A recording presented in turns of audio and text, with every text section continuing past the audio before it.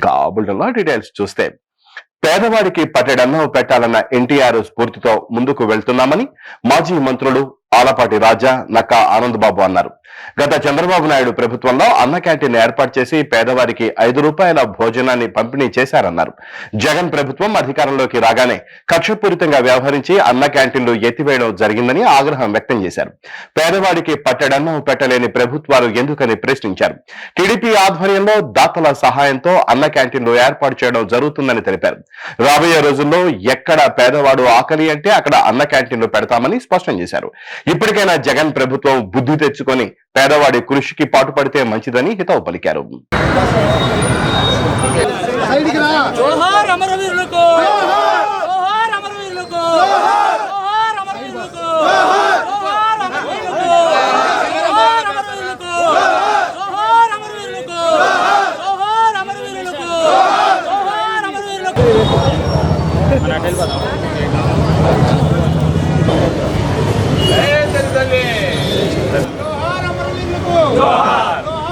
అలా ఇచ్చి పక్క వచ్చాను కొంచెం పూలు ఇచ్చి పక్క వచ్చాను.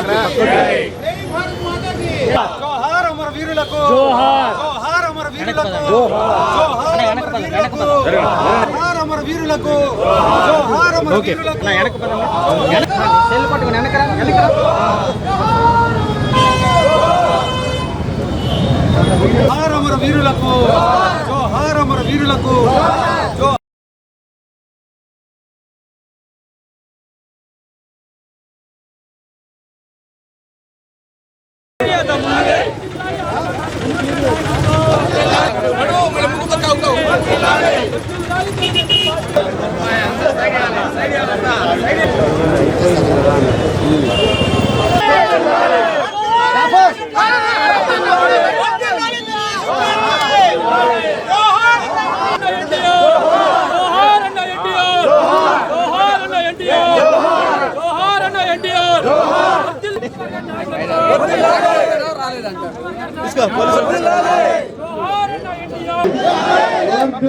తెలుగుదేశం పార్టీ వర్ధిల్లాలి, నారా చంద్రబాబు గారి నాయకత్వం వర్ధిల్లాలి, నారా చంద్రబాబు వర్ధిల్లాలి, మనకు నాయకత్వం.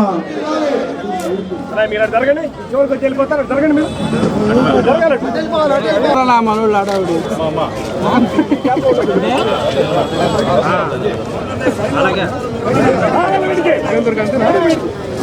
అన్నా క్యాంటీన్ ప్రసాదం ప్రారంభమైంది. క్యాంటీన్ ప్రసాదం అందరికీ అందింది.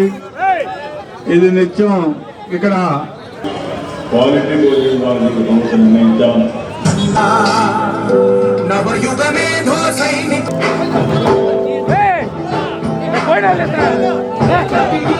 అదేవిధంగా ఇప్పుడు వేణుగోపాల్ గారికి